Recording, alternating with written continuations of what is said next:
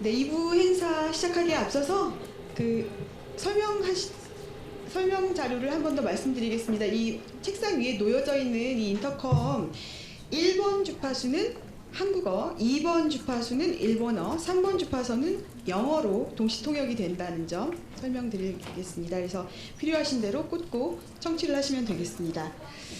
그리고 지금 2부 행사를 시작하기에 앞서서 특별한 영상 하나를 보고 가실 겁니다. 이거는 스위스에서 받은 영상인데요. 그 세계신문협회 WANIFRA의 회장이신 라디나 하임가르트너, 이분은 최초의 여성 회장으로 최근 선출이 됐다고 하는데요. 일본 아사히 신문 이노우에 미유키 씨의 도움으로 이 영상을 받게 됐습니다. 오늘 포럼에 보내주는 특별한 메시지라고 하니까요. 일단 잠깐 듣고 2부 시작하겠습니다. Hi, I'm Ladina, CEO of Ringier Media Switzerland, and I have the honor to be the president of WAN-EFRA, the World Association of News Publishers. I'm 44 now.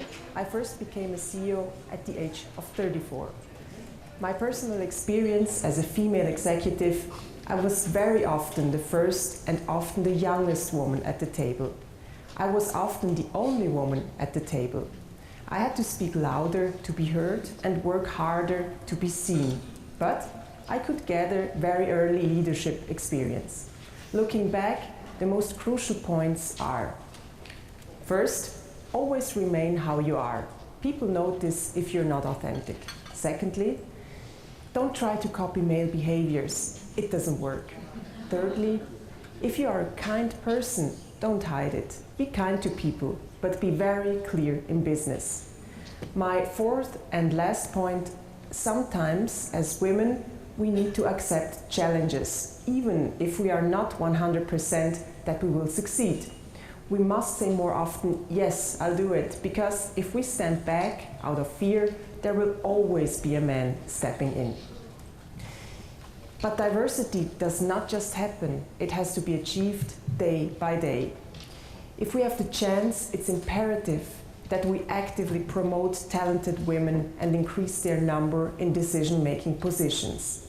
It's good for quality of decisions, it's good for business. The media industry shapes public perception and thus has a great responsibility to ensure greater justice and equality. According to studies, 75% of all media reports worldwide are about men. This needs to change.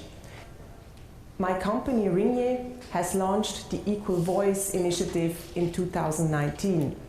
The goal of Equal Voice is to increase the visibility of women in media, thereby closing the gender visibility gap, creating more female role models and giving women and men an equal voice. Equal Voice is more than just a Ringier initiative, it has become a movement across 7 European countries. Dear colleagues, it's 2024, but if it comes to the role of women in business, there's still a lot of work to be done, especially in media business. But every step we take is meaningful, and if we do it together, hand in hand, we will change our industry for the better.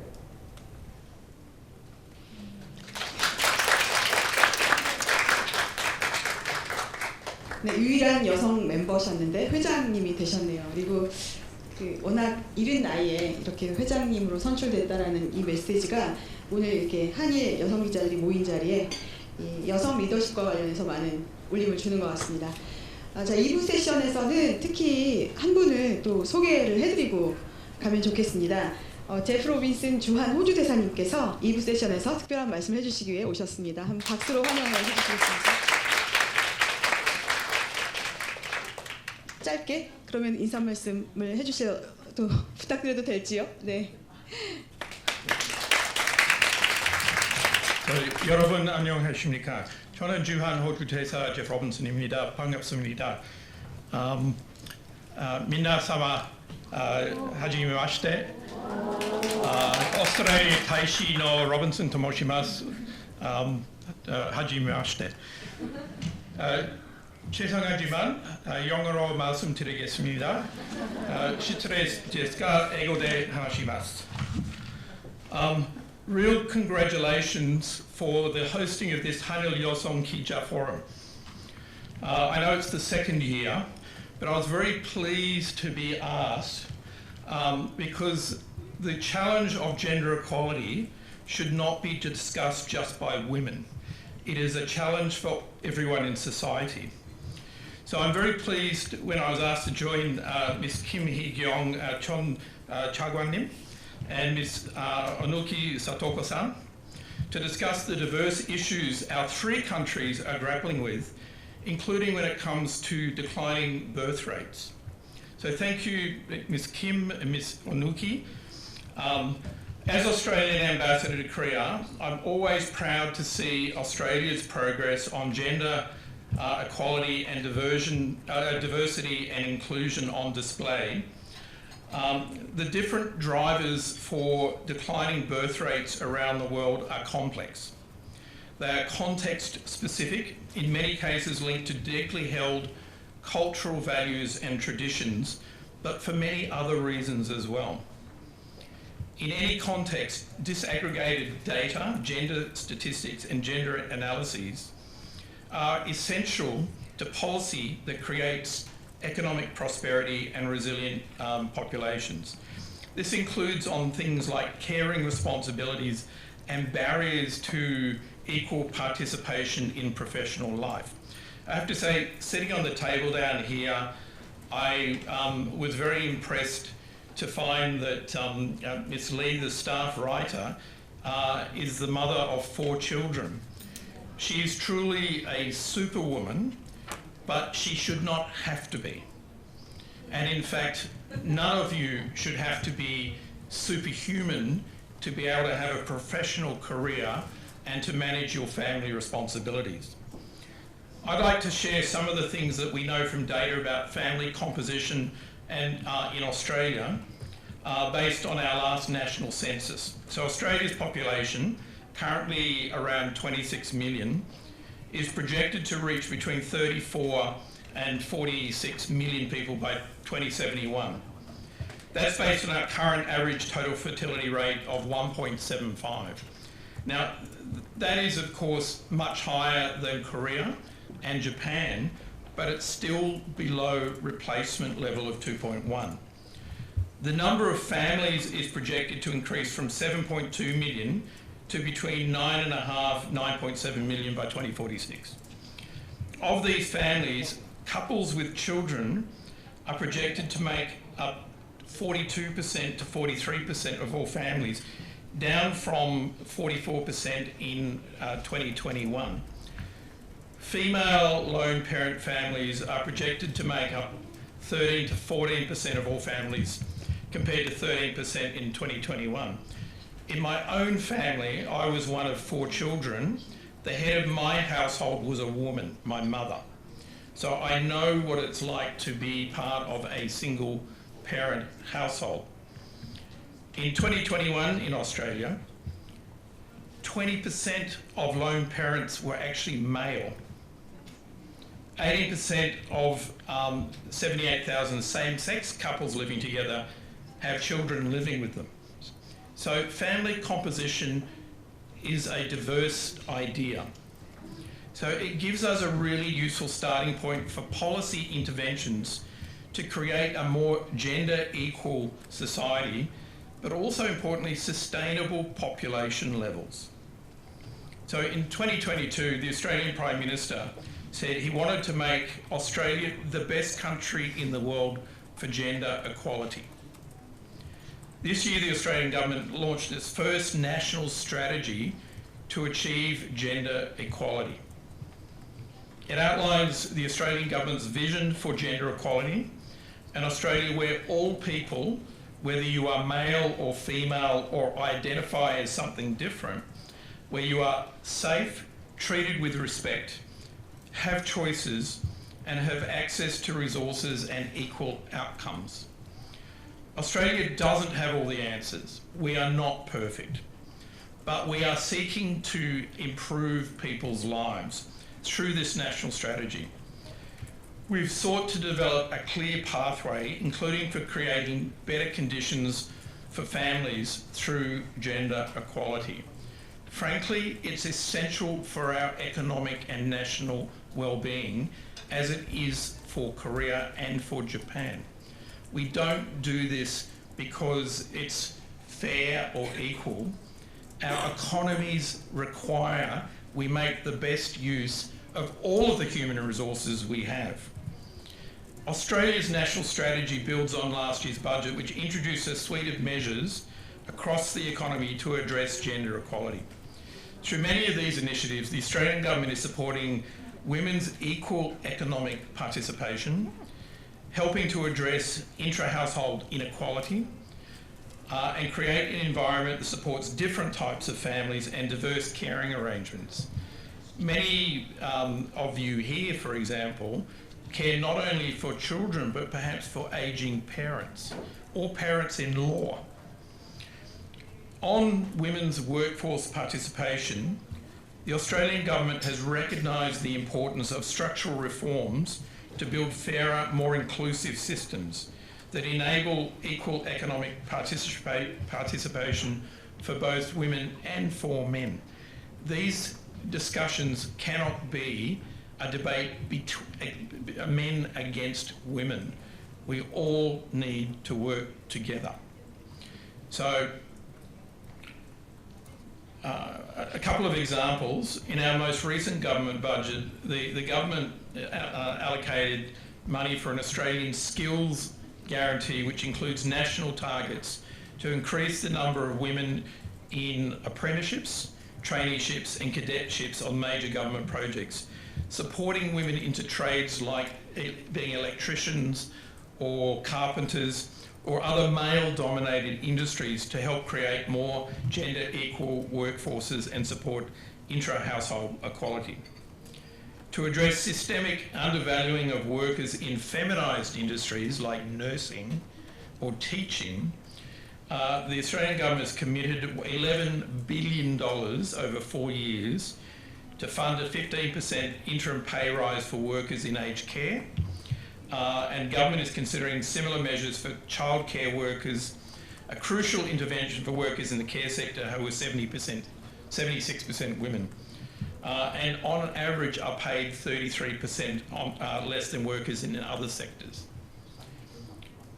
Our Workplace Gender Equality Agency supports companies and organisations to measure and report on gender equality indicators, including the gender pay gap, helping hold employers accountable for progress on paying their workers the same for the same work.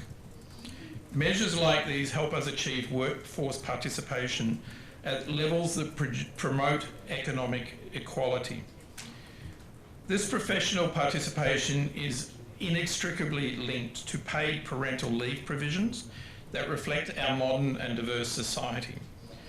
Evidence shows that when childcare is shared equally between partners, both partners are more likely to contribute equally to household revenue, alleviating the final stresses of supporting a family. In Australia, we're also increasing paid parental leave from 18 weeks to 26 weeks by 2026 to help foster a more equal division of caring responsibilities and diverse parenting arrangements for all types of families. Initiatives like these will help us deliver an Australia where people of all genders have equal access to the resources that empower them to decide to start a family. Now, you all know better than me the challenges in Korea and Japan about low birth rates. And when you sit and talk to young women, for example, many of them who make the decision that they do not want children, it's a very rational decision. We know that cultural change requires action at political and household levels. Now, in Australia, we're already starting to see progress that we can be proud of. Although the gender pay gap is still 21.7% in Australia, this is the lowest it has been to date, with the Workforce Gender Equality Agency crediting the reforms instituted by the government. In opposite sex families, where you have a mother and a father, while mothers still do more child caring at home, over 1 in 3 of these families in Australia now share equally, and this is increasing. And the gender gap in time spent on childcare is narrowing, with female parents spending 3 hours and 34 minutes a day, while male parents spend 2 hours and 19 minutes per day. There's still a gap, but it's narrowing. 40% of eligible men accessed parental leave in 2021, and this is increasing year on year. It requires cultural change where the men also feel that they can take time out of the workforce to help care for their own children. Women's employment to population ratio was 60.4%, only just behind men's now in Australia at 68%. So while we still have a long way to go, we are seeing progress, the result of political leadership and community-led efforts. But we can only solve demographic challenges with holistic interventions that incorporate all the different policy levers at our disposal. It's also crucial that the policy responses are not seen as zero-sum, that pits males and females against each other. The way forward must be presented as a shared endeavour to our entire society's benefit. Now, in Australia, one thing is different than Japan and Korea. We have a significant immigrant community. Measures to promote population growth through gender equality goes in hand in Australia with cultural inclusion if we are to address broader demographic challenges. If Australia did not have immigration, our population too would be declining. The population growth that I mentioned earlier includes an assumption yearly migration of 275,000 people. So that's people come from overseas into Australia. So modern Australia actually makes up more than 300 ancestries from around the world. You can be Korean Australian and still be Australian. You can be Japanese Australian and still be Australian. Over half of Australia's residents were born overseas or have at least one parent born overseas. So in Australia's case, migration has been fundamental to the Australian story. It supports our economic success, it drives the increasing diversity of our society, and it fosters connections with the rest of the world. Successive waves of migration have shaped and influenced the development of Australia's rich multicultural society. Australians generally recognise that migration has been one of the biggest, most important nation-building tools we have. It's an asset to all of us, but it is important to get the politics right. We've seen situations, say, in the United Kingdom that led to Brexit, and it was a concern about immigration policy. We are all watching now political dynamics in the United States for the election next week, and immigration, unfortunately, has become a very contentious issue. So for governments, managing immigration policy carefully is crucially important. And I note that in Korea, 2.5 million people that live here are actually from overseas. The ability to integrate these people as part of a future solution, partial solution, to declining birth rates is getting your immigration policy right. Supporting culturally and linguistically diverse families is a key priority for the Australian government. I understand, however, that Australia's story in regard to immigration is very different than in Korea and in Japan. Anyway, working together to address the barriers that face people of different genders, sexual orientations, cultural linguistic backgrounds, income brackets and professions will help us create an Australia where all people have equal access to resources and, as I said earlier, empower them to decide to start a family. And key to this is people in positions of power leading by example. Through whole of government effort, championed not just our Minister for Women, but by all elected government representatives, political representatives, and working with our close international partners like Korea and Japan, we can slowly but carefully address the structural barriers causing the demographic challenges that we all face.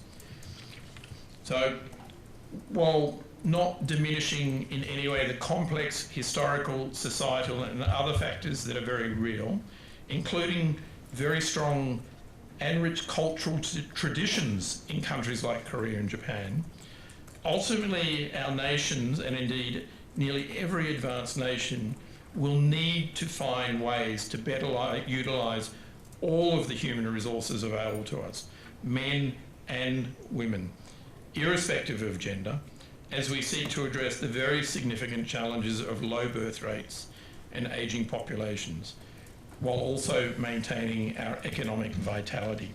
So I'm really pleased to have been given the opportunity to speak to you. And as journalists, you play a huge role in shaping public opinion. So when I was asked if I would speak here, I immediately said yes, because you are significant drivers of that change that will be necessary. 감사합니다. 네, 대사님께서 호주의 이민 정책을 비롯해서 그 호주 사회의 달라진 정책들에 대해서 다양성과 포용성에 대한 얘기를 심도 있게 해주셨습니다.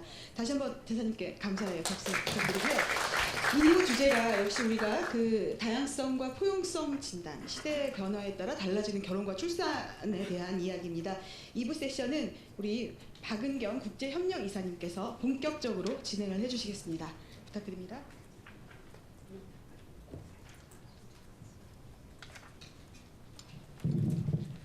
네, 안녕하세요. 마이크를 넘겨받은 경향신문 국제부의 박은경 기자입니다. 제가 그 기자협회 국제협력이사로 선임된 지가 반년이 됐는데요. 오늘에서야 비로소 이름값을 하고 있다는 자부심이 듭니다. 모두 여러분 덕분입니다. 그 이번 세션은 토론자나 주제 등에서 좀 더 글로벌한 특징을 갖고 있는데요. 앞서 말씀해주신 제프 로빈슨 대사님께서 바로 그런 글로벌적인 부분들을 채워주시지 않았나 싶습니다. 원래 토론에서 말씀하실 부분은 인사와 함께 그 여러 가지 말씀을 해주셨는데요. 그래서 여기서 그 확장을 해서 한국과 일본 발제자 토론자분들로 이어가도록 하겠습니다. 저는 그 여러 포럼을 제가 기자로서도 다녀보고 또 뭐 참여로도 다녀봤지만 점심 후 보통 진행되는 이 2부 세션에 참석하시는 분들이야말로 진정한 참석자가 아닌가 싶습니다. 그래서 여러분들께 굉장히 감사한 인사를 드리고 싶습니다. 앞서 1세션에서는 다자녀를 둔 양국 여성 기자들의 체험을 바탕으로 한 출산 정책을 살펴봤고요. 2세션에서는 한 발 더 들어가 보려고 합니다. 가족 형태가 굉장히 다양해졌음에도 이를 수용하지 못하고 있는 경직된 한일 양국의 실정을 좀 진단해 보려고 하는데요. 그래서 2부의 제목도 달라진 가족, 다양성과 포용성 진단으로 정했습니다. 그러면 2부의 주인공이신 발제자 두 분을 먼저 소개하도록 하겠습니다. 먼저 한국 측 발제자로는 김희경 강원대 객원 교수님을 모셨습니다. 1991년에 동아일보에 입사해서 20년 가까이 기자로 현장을 누비신 저희의 한참 선배이십니다. 또 아동, 가족, 여성 문제에서 현장과 행정을 두루 누비셨는데요. 언론사 퇴사 이후에 아동인권 단체에서 일하셨고 또 문체부를 거쳐서 여성가족부 차관을 역임하셨습니다. 이미 7년 전 2017년에 출간한 이상한 정상가족에서 이른바 정상가족 이데올로기 문제점을 지적하셨으니까 이 세션 주제에 누구보다 딱 맞는 발제자이시라고 생각합니다. 다음은 일본 측 발제자로 오누키 사토코 아사히 신문 기자를 모실 예정입니다. 아사히 신문사에 입사해서 주간 아사히와 사회부 등을 거쳤고 특히 젠더와 사법 분야에 관심을 많이 가지고 취재를 해왔는데요. 최근에는 고립 출산을 하고 있는 또 이 때문에 어쩔 수 없이 아기를 살해, 유기하고 죄를 뒤집어 쓰는 여성들 문제를 집중적으로 취재하고 있습니다. 그 생생한 취재 현장 경험을 바탕으로 일본의 현실을 들려주실 예정입니다. 지금 발제자분들을 모시기에 앞서서요. 발제 시간은 각각 15분입니다. 그래서 원활한 진행을 위해서 제가 1분 전에 소리로 안내를 해드리려고 하는데요. 이렇게 소리가 나오면 그때 마무리해 주시면 되겠습니다. 그러면 먼저 첫 번째 발제자이신 김희경 교수님을 큰 박수로 모시겠습니다.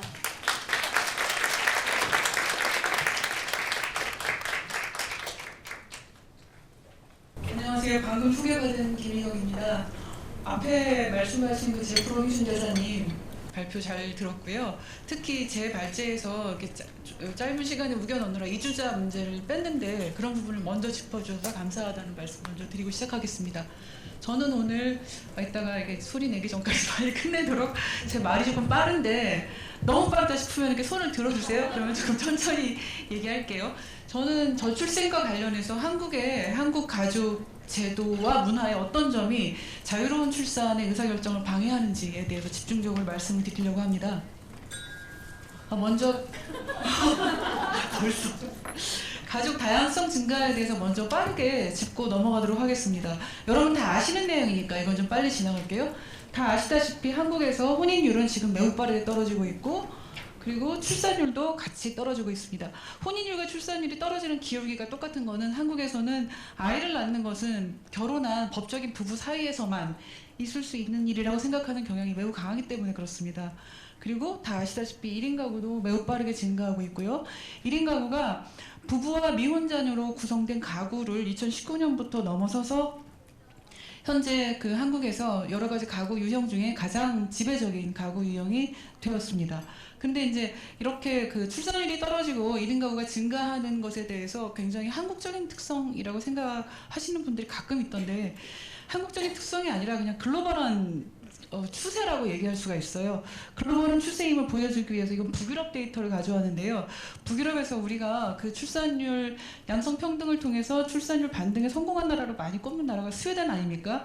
지금 보시는 표에서 녹색 그래프가 스웨덴의 그래프인데요. 보시다시피 약간의 등락은 있지만 출산율 전체는 계속 그 하향 추세이고 그 모든 산업화된 국가가 마찬가지입니다. 그리고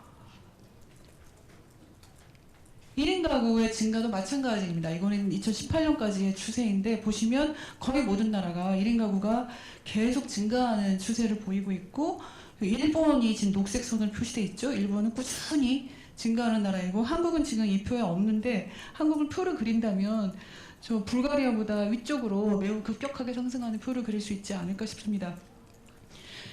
산업화된 서구 선진국에서만 이렇게 1인 가구가 증가한다고 생각하기 쉬운데 아시아의 표를 봐도요. 그 2040년까지 1인 가구가 어떻게 늘어날 것인가에 대한 추세에 대한 그래프인데 보시면 왼쪽에 일본하고 한국이 매우 높은 것은 다 아시는 바와 같지만 그 뒤에 보면 태국, 대만, 홍콩, 중국, 카자흐스탄, 베트남, 싱가포르, 스리랑카 그러니까 선진국뿐만 아니라 우리가 개발도상국이라고 부르는 나라들 모든 나라들에서도 1인 가구가 증가 추세임을 볼 수 있습니다. 이건 어찌 보면 매우 당연한 것이 도시화와 산업화가 진행이 되고 그리고 여성들이 점점 더 고등교육을 받기 시작하고 그리고 커뮤니케이션 수단들이 발달하면은 혼자 사는 인구들이 계속 증가한다는 것은 모든 나라에서 보이는 보편적인 현상입니다. 그래서 이런 추세를 우리가 완전히 반전시키기는 어렵고 어떻게 대응할 것인가를 생각해야 되는 시점이라고 생각할 수가 있습니다. 그리고 또 하나 좀 주목할 만한 추세는 친족이 아닌데 남남인데 함께 사는 5인 이하의 가구를 비친족 가구라고 부르거든요. 근데 이 비친족 가구가 2021년에 처음으로 100만 명을 넘어섰고 계속 증가하고 있습니다. 그러니까 법률적인 가족이 아니더라도 함께 살면서 서로를 돌보는 그런 사람들이 늘어나고 있는 것이죠. 이렇게 이제 한국 가족이 변화하고 있고 이거는 통계청에서 2050년 그 장래 가구 추계를 한 건데 현재의 추세가 변하지 않으면 2050년에 우리의 가구는 어떤 모습이 될 것인가에 대한 이야기인데요.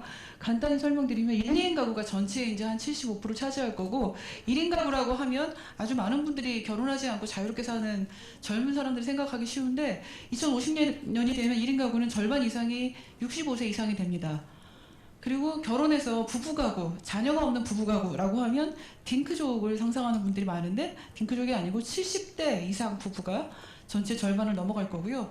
부부와 미혼자녀 가구라고 하면 부부와 미성년 자녀를 상상하기 쉬우실 텐데 2050년에는 70대 가구주의 그 중년이 되어서 결혼을 하지 않았거나 결혼을 했다가 다시 또 그 이혼을 하거나 해서 부모와 합친 그런 가구들이 더 증가하게 될 거고요.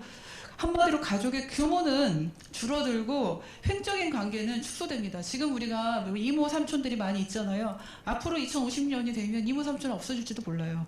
그리고 종적인 관계, 점점 더 오래 살게 되니까 조부모, 부모, 자녀로 구성되는 이 종적인 관계가 훨씬 더 중요한 관계가 되게 될지 모릅니다. 그만큼 노부부를 돌보는 기간이 늘어나게 되는 것이고요. 자산이 있는 가족은 세대 간의 자원 이전이 집중이 되겠죠. 그러나 자산이 없는 가구는 세대 간의 위험의 전가 같은 것들도 점점 더 심해지는 가족의 양극화 현상이 앞으로도 더 심해질 거라는 게 통계청이 바라보는 미래의 우리 가족의 모습입니다. 그런데 이렇게 가족의 모습은 계속 달라지고 있는데 얼마나 제도는 거기에 발맞춰서 달라지고 있는가? 전혀 그렇지 않습니다. 우리나라는 민법에 가족이란 어떠하다라는 규정을 갖고 있어요. 그런데 보시다시피 가족에 대해서 굉장히 협소하게 규정하고 있습니다. 이게 가족에 대한 무슨 심도 깊은 연구를 결과로 저렇게 조항을 만든 건 아니고요. 2005년에 호주제가 폐지될 때 그때 막 호주제 폐지되면 우리 모두 짐승된다 하는 막 그런 슬로건을 갖고 반대를 많이 했었잖아요. 그러니까 가족 해체가 우려된다라는 반대 목소리가 하도 많다 보니 그것에 대해서 그러면 가족은 이런 우리 해체되지 않는다. 이게 가족이다라고 집어넣은 규정이에요. 그런데 이 규정이 실제로 아까 제가 비친족 가구를 말씀드렸지만 함께 살아가고 있는 많은 사람들의 수많은 관계들을 이 규정에서는 배제를 하고 있어요. 예를 들어서 아동학대로 자기 집을 떠나서 위탁부모 집에서 살고 큰 위탁 청소년들은 위탁부모가 자기 부모라고 생각하고 살아가고 있는데 이 위탁 가정은 이 규정에 따르면 가족이 아닙니다.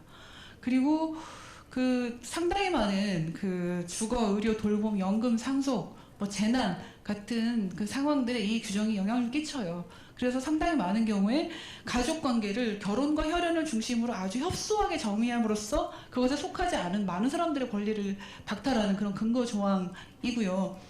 건강가정기본법은 어떻습니까? 건강가정기본법은 가족을 혼인, 혈연, 입양으로 이루어진 사회의 기본단위다 이렇게 규정하고 있어요. 여기에 따르면 사실혼 부부 가족 아닙니다. 그래서 이렇게 가족을 너무나 협소하게 규정하고 있는 제도 자체가 좀 자유로운 결합을 가로막고 가족을 경직되게 만드는데 매우 큰 영향을 끼치고 있고요. 우리 가족 제도의 경직성이 이 출산과 관련해서 영향을 끼치는 대표적인 것으로 비혼 출산을 들 수가 있습니다. 보시면 OECD 평균 비혼 출산은 40%예요. 한 해에 100명의 아이가 태어나면 그중에 40명의 아이의 부모는 법적인 부부가 아니라는 거죠. 우리가 그 출산율 반등에 성공했다고 그 모범 사례로 꼽는 프랑스를 한번 보시면요. 프랑스가 지금 위에서 두 번째인데 62.2%입니다. 100명 중에 60명 이상의 아이의 부모가 부부가 아니에요. 한국은 4.7%죠. 최근에 이제 조선일보에서 보도를 한 건데 이 굉장히 많이 늘은 겁니다. 일본하고 거의 비슷했었는데 일본보다 훨씬 앞질렀습니다. 그래서 한국과 일본이 비혼 출산에서 전 세계 최하위를 차지하고 있어요. 그런데 이 비혼 출산이 늘어난다고 학교 출산이 올라간다는 인과관계는 잘 모르겠으나 상관관계가 있다는 것은 전 세계에서 입증된 바입니다. 이 표를 보시면 그 왼쪽에 비혼 출산율이 높은 나라일수록 오른쪽 합계 출산율도 같이 높다는 점을 확인할 수가 있습니다. 그런데 한국에서는 왜 저렇게 낮은가?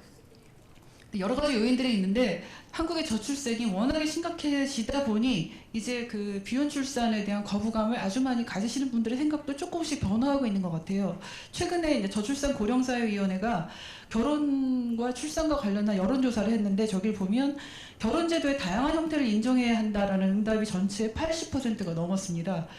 이게 너무 높은 게 이상해서 제가 연령별 세그먼트도 봤는데 60대 이상에서도 결혼제도의 다양한 형태를 인정해야 한다는 응답이 절반이 넘어가더라고요. 그리고 오른쪽에 팍스제도가 프랑스에서 운영하는 시민연대계약 결혼이 아닌 결합과 관련된 제도인데 저 제도를 도입하면 저출산 문제 해결에 도움이 될 것이다 라고 응답하는 분이 전체의 77% 가까이 됩니다. 이것도 연령별을 봤더니 60대 이상에서도 50%가 넘었어요. 그래서 이 한국의 너무나 심각한 저출생 현상이 이런 제도의 도입에 대해서도 사람들의 마음을 좀 열고 있나 하는 생각이 들었는데요. 팍스 제도가 뭐냐면 그러니까 한마디로 말하면 등록된 동거예요. 그러니까 그 결혼과 이혼을 거치지 않고 결합과 해체가 굉장히 쉬운 그 등록된 동거 제도를 말하는데, 이 제도는 사실은 그 출산율 상승 견인을 목적만으로 도입됐다기보다는 그 당시 동성혼 제도가 없었기 때문에 동성 간의 결합을 용이하게 하기 위한 제도로 도입이 됐습니다. 그래서 결혼과의 차이는, 결혼은 사실 가족과 가족이 결합하는 거잖아요. 근데 팍스는 그야말로 개인과 개인이 결합하는 거라고 할 수가 있고, 그 상대방 가족에 대한 책임과 의무는 없지만 사회보장급부나 그 양육에 대한 지원들은 결혼한 부부와 동일하게 받을 수 있습니다. 팍스 통계를 봤더니 도입을 하고 보니 동성 간 결합보다 그 이성 간의 법률 혼 대신 팍스를 선택하는 비율이 훨씬 더 많더라 하는 이제 결과들이 나왔고요. 지금은 프랑스가 이제 동성혼을 도입해서 이 두 제도가 함께 같이 유지가 되고 있는데, 팍스로 보장되는 권리를 보시면 이 세 분 내용은 설명 안 드리겠습니다만, 가장 큰 차이는 상속에서 약간의 차이가 있습니다. 상속에서 법률혼보다 약간의 제한이 더 있다라는 것 말고는 대부분의 사회보장 제도는 결혼한 법률혼 부부와 비슷한 그 지원을 받고 있고요. 그 결합과 해지가 쉽다고 하니까 그러면 아무렇게나 만났다가 금방금방 헤어지고 이러는 거 아니냐라는 우려를 하는 분들도 계시던데, 실제 해지율을 보면요, 백상당 결혼한 부부의 해지율보다 백상당 팍스로 함께 살아가는 파트너들의 해지율이 더 낮습니다. 그리고 팍스로 함께 사는 사람들이 해지할 때 상당한 사람들이 법률혼으로 가기 위해서 해지하는 경우들도 많거든요. 그래서 그것까지 포함한다면 팍스로 살아가는 사람들이 금방 서로 금방 헤어지고 금방 만나고 이렇게 좀 그거를 이제 어떤 분들은 무책임하다고 하는데, 그런 관계로 살아가는 사람들은 사실 우려하시는 거와 달리 별로 없다라고 할 수가 있어요. 그런데 이제 이 시민연대 계약을 얘기하면서 아까 제가 프랑스도 동성혼이 없는 상황에서 동성 간의 결합을 그 용이하게 할 목적으로 도입했다고 했는데, 비슷한 제도를 가진 모든 나라들이 이 생활동반자법을 도입하는 계기는 전부 다 동성 간의 결합을 인정하기 위한 그런 목적으로 도입이 됐습니다. 독일도 그렇고요, 영국도 그렇고 다른 나라도 마찬가지입니다. 그래서 한국에서 이것을 그 동성을 배제하고 이성 간의 생활동반자법을 도입하면 출산율 견인에 좀 도움이 되지 않을까 하는 논의가 있는데, 그런 논의는 그 사람들이 자기가 원하는 친밀한 결합을 자유롭게 선택할 권리를 부여한다는 그런 시각에서 볼 때는 살짝 좀 기형적인 논의다라고 생각을 합니다. 그런데 이런 제도를 도입하면 한국에서 과연 이게 출산율 상승이 될 것인가? 저는 약간 회의적인데, 사람들이 가족에 대한 생각들은 많이 바뀌고 있지만 결혼하지 않고 아이를 낳는 것에 대한 생각은 아직도 굉장히 동의율이 보시는 표에서 제일 위쪽이 그 결혼하지 않고 아이를 낳는 것에 동의한 사람들의 비율인데 여전히 낮은 것을 볼 수가 있습니다. 왜 이렇게 낮을까? 저는 우리 사회가 매우 오랜 기간 동안에 걸쳐 여전히 시정이 되지 않은 미혼모에 대한 사회적 차별을 많은 사람들이 받기 때문이라고 생각합니다. 결혼하지 않고 아이를 낳으면 대부분 학교를 다니는 사람들은 학업을 중단하고 그 다음에 경력 단절이 심하고 취업을 거부당하죠. 그리고 이 미혼모의 아이들은 어떻게 되나? 이 아이들은 대부분 해외 입양을 갑니다. 우리나라는 지금도 되게 해외 입양 맥락에서는 특이한 나라예요. OECD 국가 중에서 지금도 해외 입양을 보내는 유일한 나라이고요. 전 세계에서 해외 입양을 가장 오래 보냈고 가장 많이 보낸 나라입니다.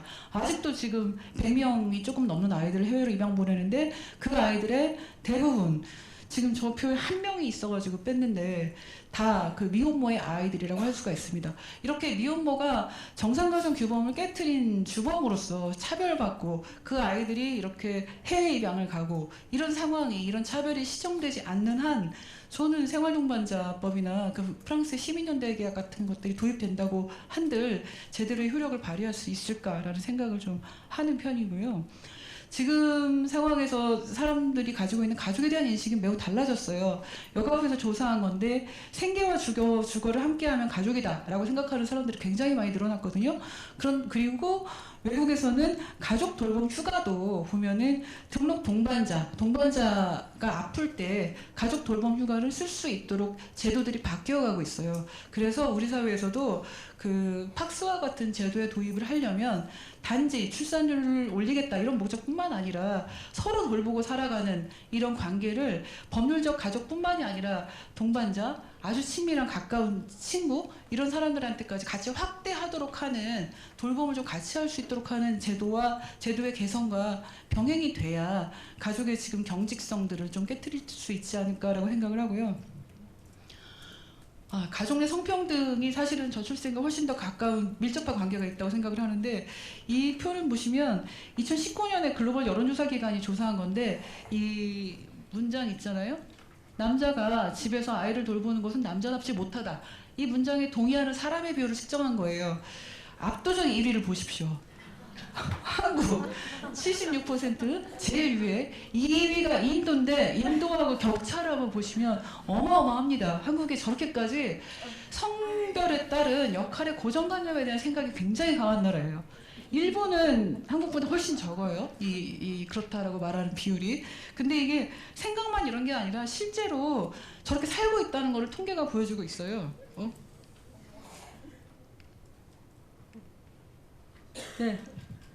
네. 가사노동 시간을 보면요. 경제활동 유형과 상관없이 빨간색이 여성이고 파란색이 남성인데 여성이 압도적으로 가사노동을 거의 전담하고 있다는 걸 볼 수 있고 이 표에서 이 오른쪽 이게 재밌어요.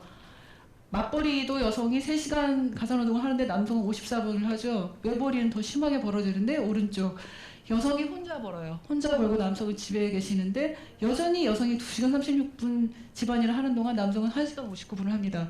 그러니까 한국에서는 경제활동 유형이 어떠하든 간에 거기에 대부분의 가사노동을 여성이 하고 있는 이 구조가 바뀌지 않는 한 이렇게 결혼한 다음에 여성의 임금소득과 고용률이 뚝뚝 떨어지잖아요.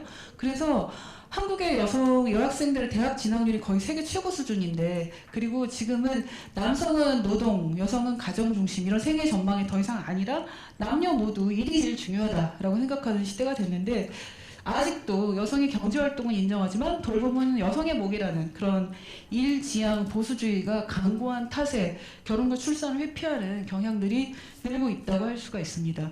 그래서 남녀 모두 보편적 돌봄 제공자가 되려면 이 노동 중심 사회에 대한 문제제기 없이는 저는 불가능하다고 생각합니다.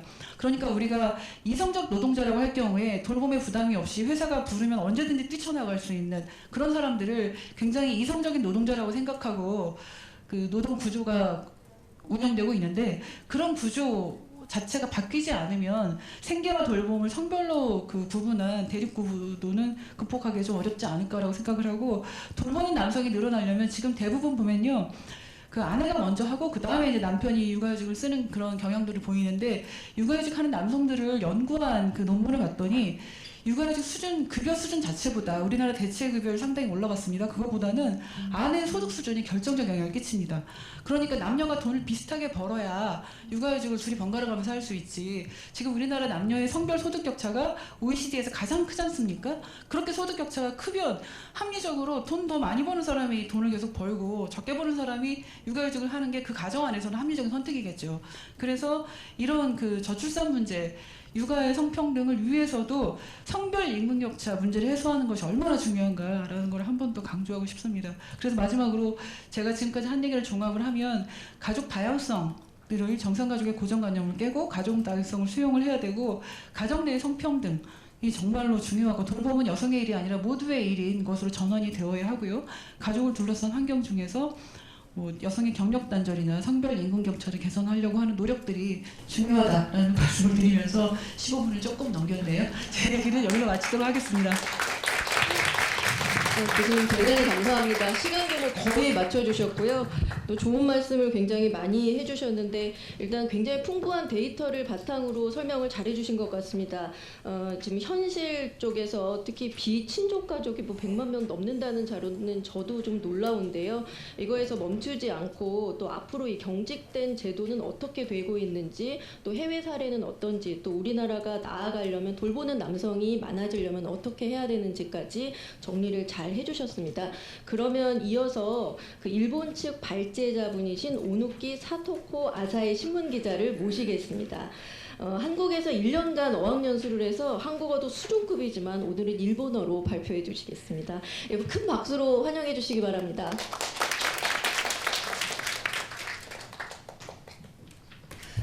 안녕하세요. 아사히신문 기자 오느기사토라고 합니다. 저는 한국에 대한 관심 많아져서 한국어를 공부했는데 아직 자세히 설명하는 것은 어려우니까 오늘은 일본어로 발표하겠습니다. 잘 부탁드립니다. 私は今ごめんなさい、私はこれまで司法とか法制度におけるジェンダー差別、女性とか、性的少数者、在日外国人などマイノリティの問題に関心を持って取材をしてきました。今日のテーマである少子化というところには直接今日お話しすることはつながらないかもしれないんですけれども、さっき教授がおっしゃったように少子化で子供をたくさん産めという国が、こういうふうにしてこうなさなければいけない正しい家族というものを規定することでどういう人たちが苦しんだり被害に遭っているのかということを今日はお話ししたいと思っています。私は今東京にいるんですけれども、昨年まで2年間熊本県というところにおりました。で熊本というのは日本で唯一女性が出産をしても出生届に母の欄に名前が載らない選択肢を保障する内密出産ということに取り組む病院があります。今日は簡単ではありますが内密出産の取材を通して感じた日本の問題点、現状などをお話ししたいと思います。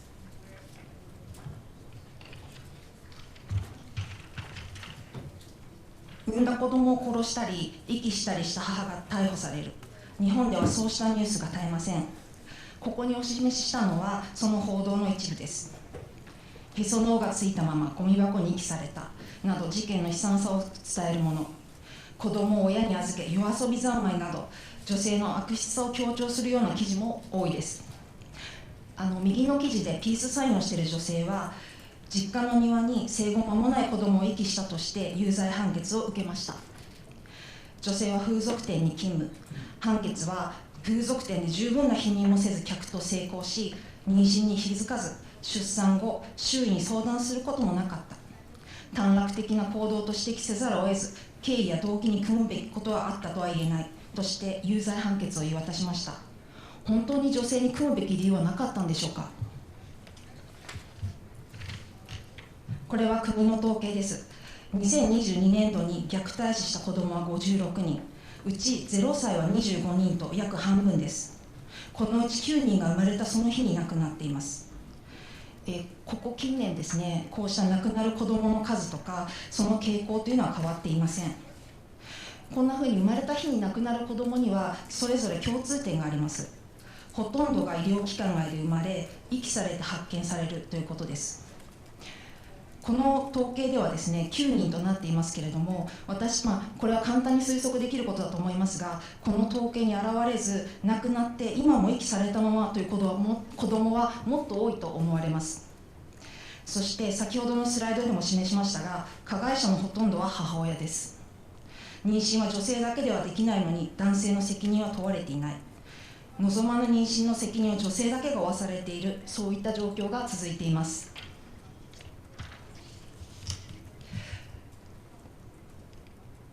そうした子どもの命が奪われる状況をなくしたい。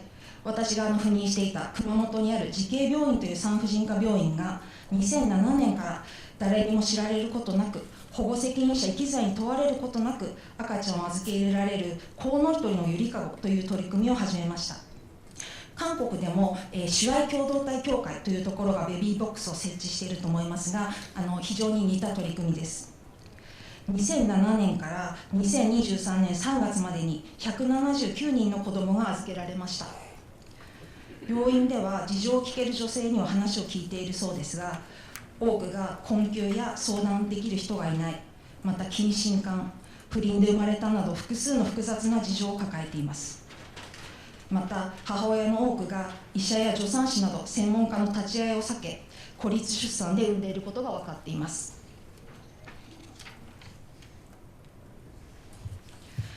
じゃあ孤立出産を減らして病院で産んでもらおう。慈恵病院では2019年から病院の担当者にのみ身元を明かせば周囲に妊娠や出産したことを知られない、出生届にも名前が載ることがない内密出産という取り組みを独自に始めました。ここにお示ししているのがその簡単な流れです。女性は電話やメールで病院に相談し、内密出産を希望する場合は病院の担当者のみに身分証を提示して出産します。生まれた子の戸籍は自治体が作ることになっています。もちろん費用はかかるんですけれども、公的な支援は今もないので費用は全て病院が負担しています。日本で初めての内密出産は慈恵病院が導入を発表してから2年後の2021年12月にありました。ここにお示ししているのは内密出産をした10代の女性のインタビューの記事です。親から虐待を受けて育ったこと、未成年だったため親の了承を得なければ中絶できないと病院に言われ行き場を失っていた。その時にインターネットで内密出産を知ったということが書かれています。慈恵病院では今年7月までに30人が内密出産をしました。これは2023年12月までに内密出産をした女性21人に関するデータです。21人全員が熊本県外からやってきました。地図で赤くお示ししているところが熊本県なんですけれども、東京から飛行機で1時間ほどかかり、大阪とか北海道とかですね、名古屋、いずれの大都市圏からも非常に遠いところにあります。多くの女性たちが他に受け入れてくれる場所がなくて、飛行機や新幹線で熊本に向かったそうです。なぜコウノトリのゆりかごや内密出産が必要なのか。それは日本では分娩者が母親とされるため、出産した女性が母親にならない選択肢がないからです。実際に子供を認知するかどうかを選べるのは男性だけです。また日本では女性のリプロダクティブライツ、性と生殖をめぐる権利が十分に保障されていません。今も刑法には女性を対象とした堕胎罪が残り、中絶や不妊手術には配偶者の同意が必要です。女性は自分の体について自分の意思だけでは決めることができないのです。こうした状況は国連の女性差別撤廃委員会からも何度も勧告を受けていますが、今も変わっていません。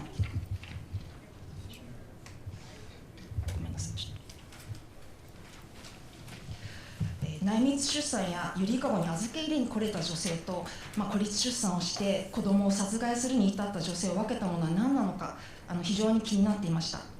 で、産んだ子を殺害したり遺棄したりしたとして逮捕起訴された女性の取材もしようと思いました。ここに、お示ししたのは私が今年の7月に取材した女性の記事です。20代の A さんは自宅の浴室で出産、直後に浴槽に男の子を沈めて殺害、住んでいたマンションのゴミ置き場に遺体を遺棄しました。裁判では A さんが軽度の知的障害であったこと、親から虐待されて育ったことなどが明らかになりました。また A さんの母親は A さんが10歳になるまで出生届を出しませんでした。夫からの暴力を避けるためです。 A さんが学校に通えるようになったのは10歳の時でした。タイ出身の母親は日本語が堪能ではなく、 A さんに暴力を振るうこともあったため、 A さんは学校でいじめを受けても性被害を受けても本来であれば最も信頼していであろう母親に相談できませんでした。裁判には A さんの母親も出廷したのですが、 A さんが母親の方を見ながらずっと泣いていた様子が印象に残っています。また A さんは日本ではパパ活と呼ばれる性売買に従事していました。私はこのパパ活という言葉も女性を買う男性を免罪して女性たちの能動性を強調する非常に実態に合っていない言葉だと思っています。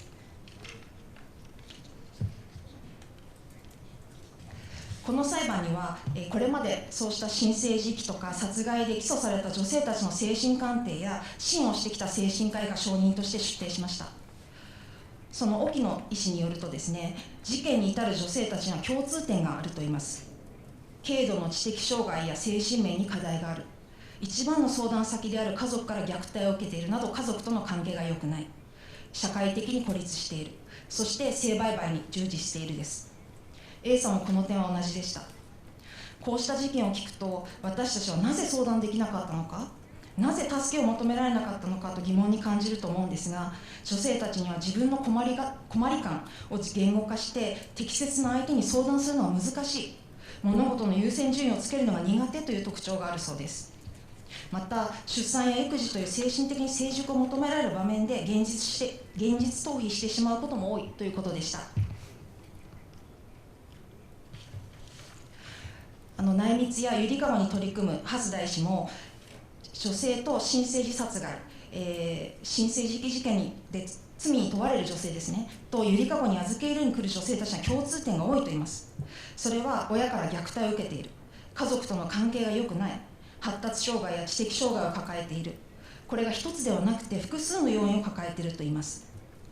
蓮大氏は我が子を殺した、捨てたというと冷酷で無責任だと思われるかもしれないがそうではない、追い詰められて困っている、誰にも知られたくないという女性たちの気持ちに寄り添って匿名で相談、検診、出産できる仕組みが全国に必要だというふうに訴えています。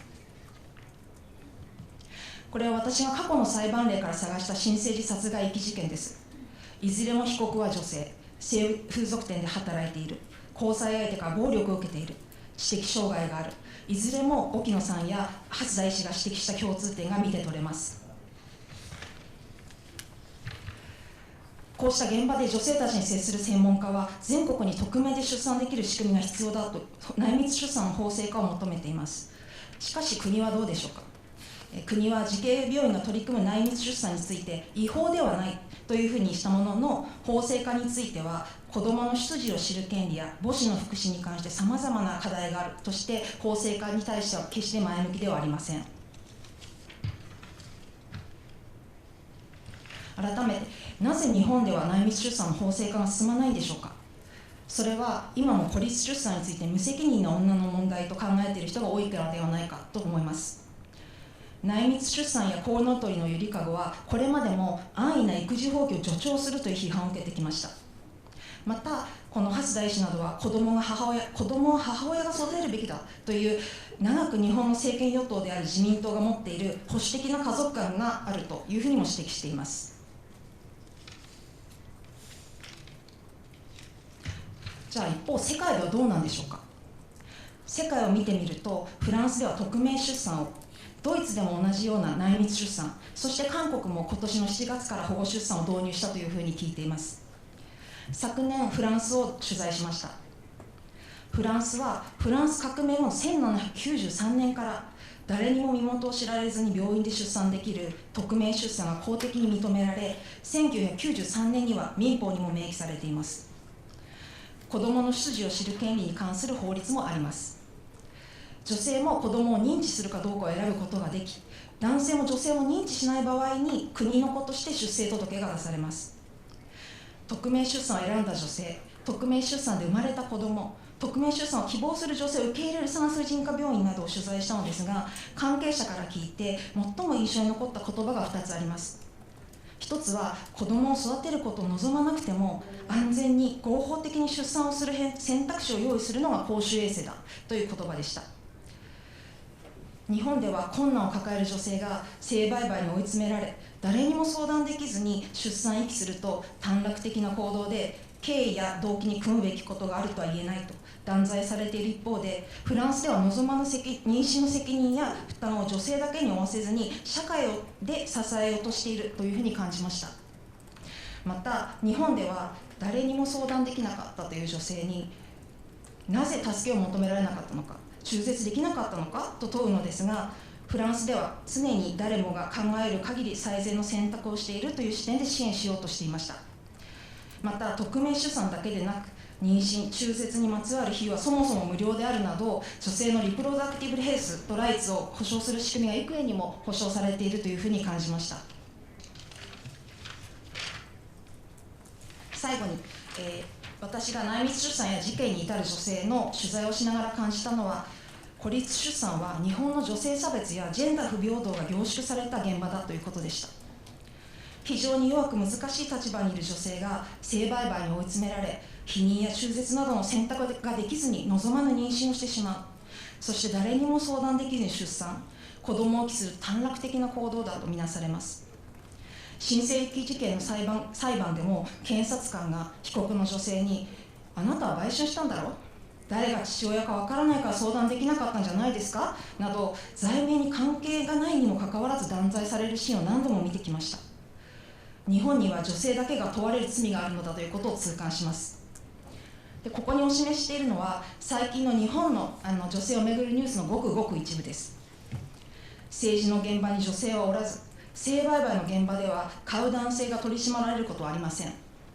それは日本の売春防止法が売るために路上に立つ女性たちだけを男性を誘ったとして取り締まる立て付けになっているからです。女性の半数以上は非正規で働いていて、男女の賃金格差は埋まりません。女性の多くが結婚によって改正を強いられていますが、選択的夫婦別姓は家族の一体感を損なうとして実現していません。孤立出産に追い詰められるのは経済的にも社会的にも非常に脆弱な女性です。でも私はその女性の延長線上に私たちがいるというふうに考えています。私は孤立出産の解消こそがジェンダー平等実現の道と重なっていると考えています。以上です。ありがとうございました。감사합니다.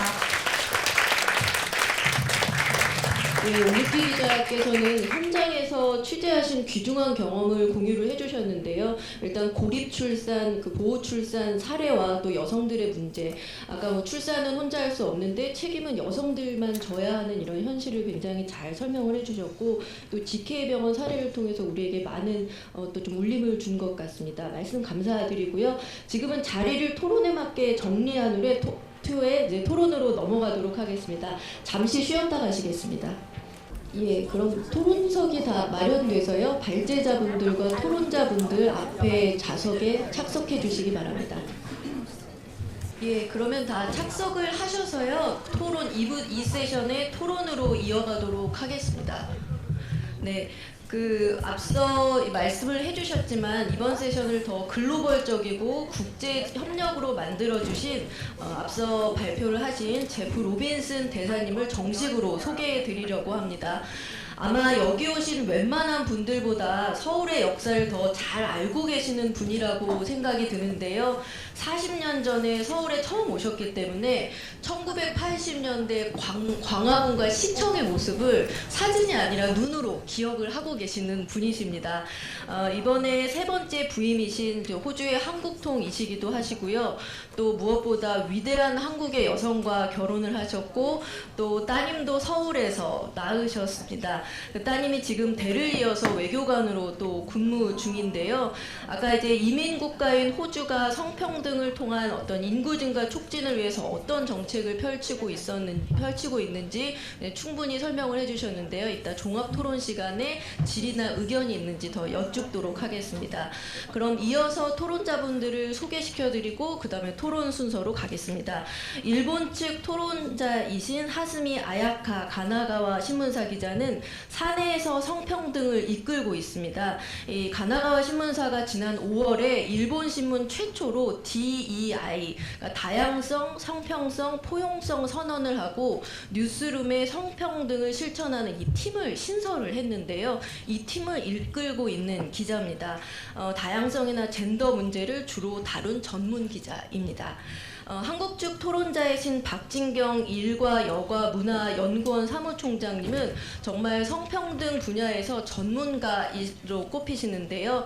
한국 여성민우회 실장 지내셨고 여성부 장관실과 국무총리실 여성가족 정책과장, 또 저출산 고령사회위원회에서는 제2대 사무처장을 맡으셨습니다.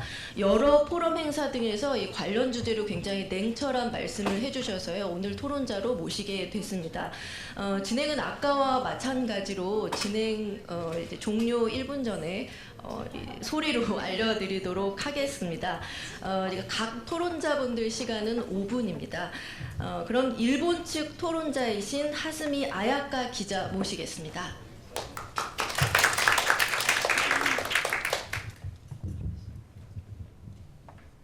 안녕하세요. 하스미 아야카 です。よろしくお願いいたします。大貫さん、キム先生、発表ありがとうございました。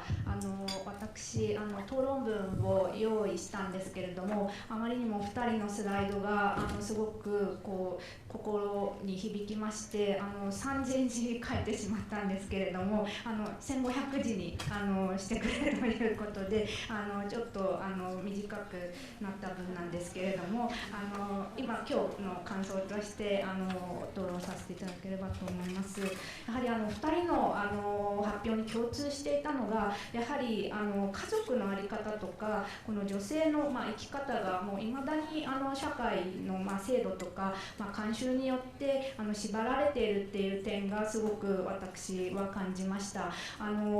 ちょっと話はずれてしまうんですけれども、今年日本の NHK でですね「虎に翼」という素晴らしいドラマが放送されたんですけれども、朝の連続テレビ小説ということで朝15分間8時からですね15分間毎年ドラマがやるんですけれども、初めてと言ってはいいんではないでしょうか。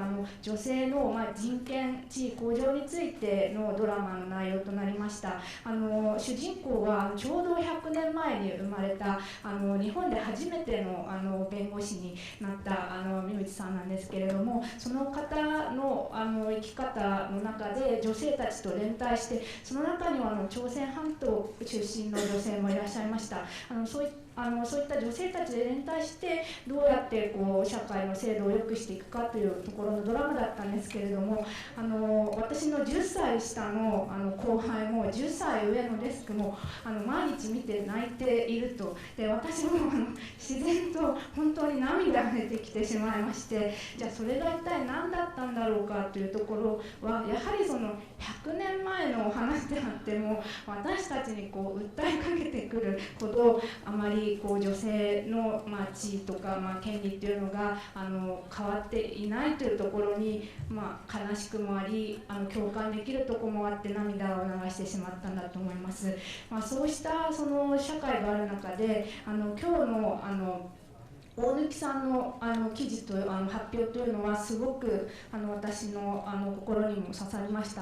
やはりなかなか苦しい取材にもあるかと思うんですけれども、正面から女性の地位向上の話をちゃんとされて向き合ったというところですごく尊敬できる発表でした。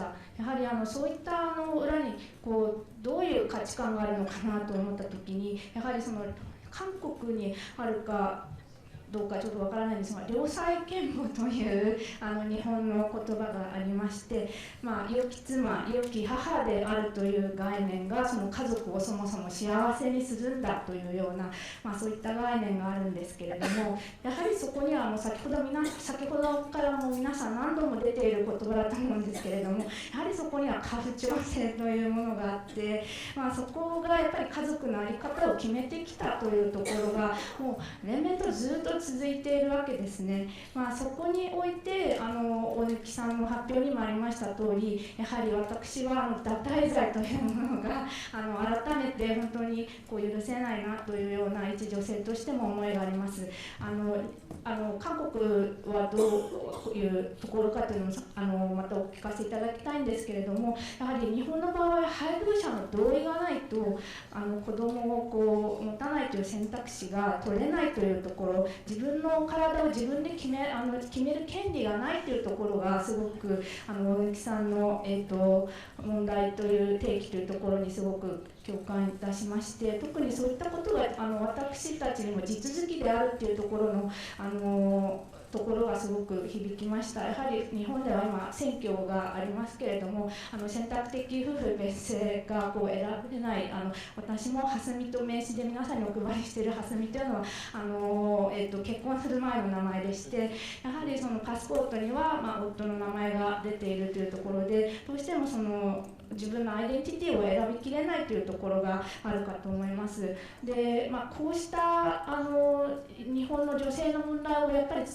えていくのがメディアの役割だと思うんですけれども、神奈川新聞も乳幼児遺棄事件が起きた時に連載を書いてるんですけれども、やはりこういった問題を扱うのはみんな女性記者なんですね。で、連載をしても、6人の女性記者が関わってるんですけれども、やはりどうしてすみません、ちょっと熱く語りすぎてしまいました。すみません。どうして女性記者が女性だから気づく問題ということはあるかもしれないんですけれども、やはりここは男性の側の視点からも先ほどもおっしゃられてました通り、やはり妊娠は女性だけではできないというところで、やはり男性側がどうしてそういった問題に関わってきていないのかという視点もすごく今後報じていく必要があるかなと思っております。やはりそういったところでいうとキム先生のご発表の中でありました通り、やはり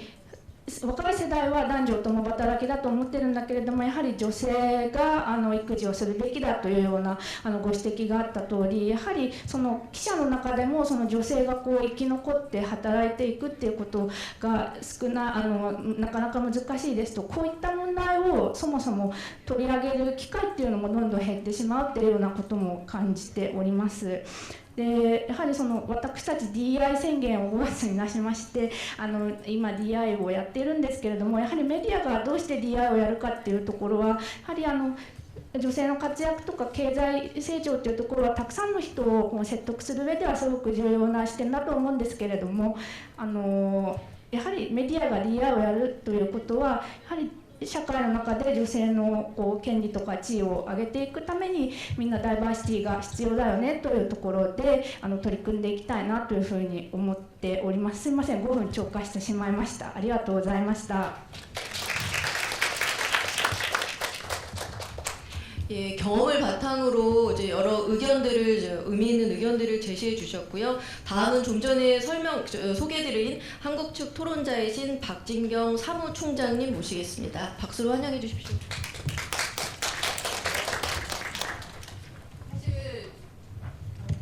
이요?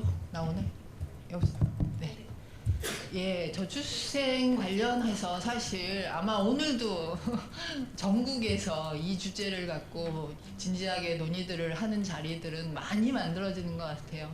그러나 사실 여기저기 가봐도 과연 뭘 알고 얘기하는 걸까 내지 진정성은 있는 이야기들을 나누고 있는 자리일까 하는 의구심들을 많이 느끼면서 오는데, 근데 오늘 이제 한일 여성 기자 이 포럼에서는 진짜 여성의 편에서 또 성평등의 관점에서 논의할 수 있는 주제들을 진지하고 또 포괄적으로 다루고 있어서 잠시 이제 시작할 때부터 있기는 했었지만 굉장히 이 자리가 저한테도 용기를 주고 지속적으로 이 논의들을 해 나가야 되는 역할들에 있어서도 많은 자신감을 다시 만들어낼 수 있는 자리가 되고 있습니다.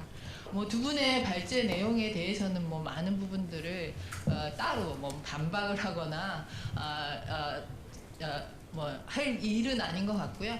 다만 이제 몇 가지 정도를 함께 좀 공유하는 시간으로 할애하고자 합니다. 앞서 뭐 지구상에서 대한민국이 1호 소멸 국가가 될 것이라는 말씀들은 많이 들으셨을 거예요. 그 말은 벌써 17년 전에 나온 이야기입니다. UN 인구 포럼에서 사실 한국을 1호 이 소멸 국가로 추정한 영국의 인구학자인 데이비드 콜먼 교수가 사실 작년에 또 내한을 했었어요. 그래서 그때 한국의 저출생 해법을 이번엔 좀 밝혀줬는데, 그 내용은 이제 노동 시간의 단축과 또 비혼 출산에 대한 인식 변화, 또 여성 채용 할당제를 꼽았습니다. 오늘 김희경 교수님께서 결론으로 제시한 이 돌보는 남성, 또 가족 다양성 수용과 또 성별 임금 격차 말씀을 하셨는데, 이 성평등과도 매우 유사한 주장입니다. 이 첫 번째로 꼽은 이 노동시간 단축이 해법이 될 수 있는 것은 사실 많은 나라들에서 이미 검증된 바 있습니다. 23년 기준 OECD에 한국은 1인당 연간 노동시간이 1872시간 이고 또 OECD 평균 1742시간에 비해 130시간을 더 일하고 있는데요.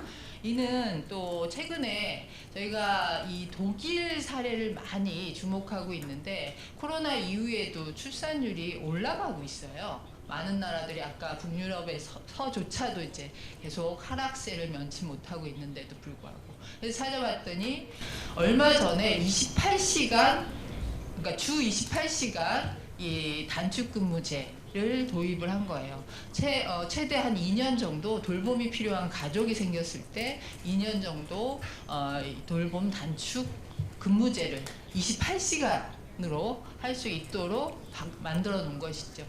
이로 인해서 사실 남성들의 육아 휴식도 덩달아 늘었고, 그리고 출산율도 22년까지는 계속 올라가는 추세로 이미 독일이 입증하고 있는 것입니다.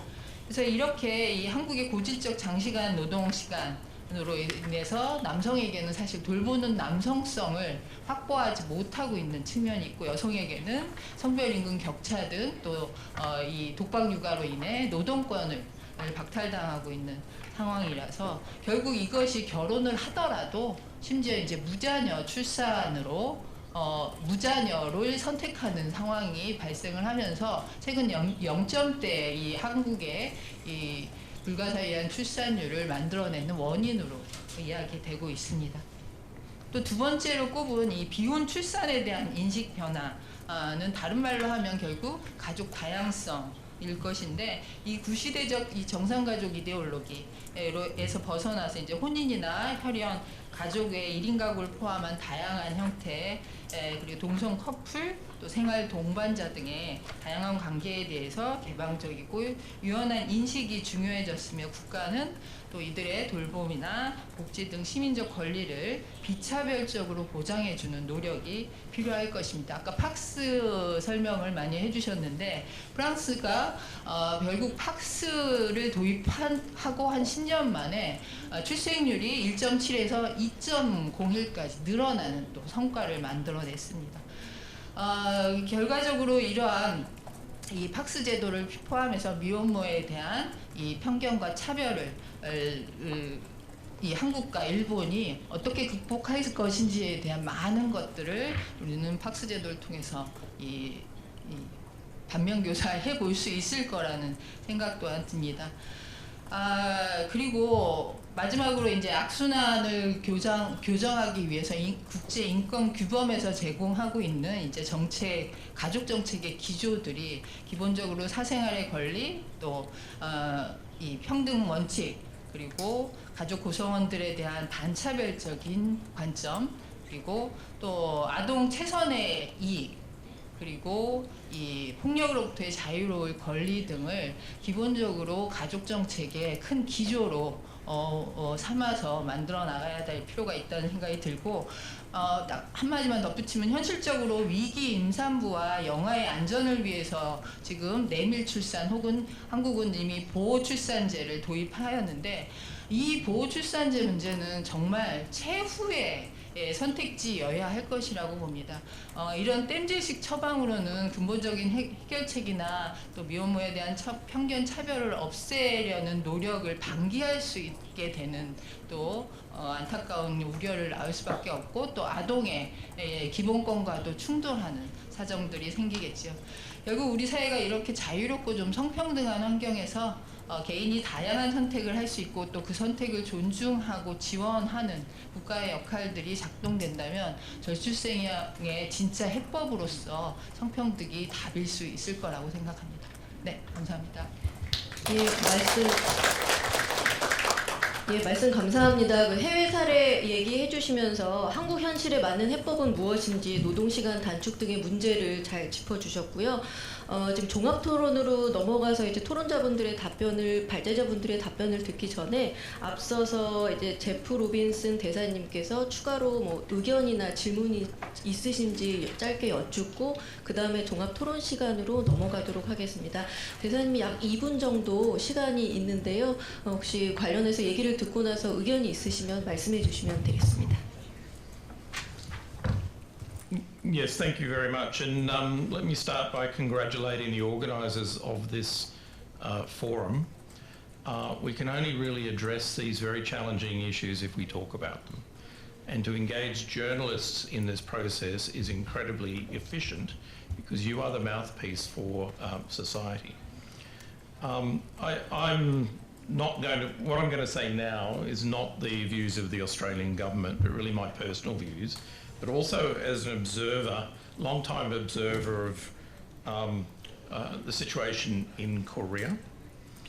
And from my perspective, when I see the very low birth rates in this country, I actually think it's, from an individual's point of view, a very rational choice.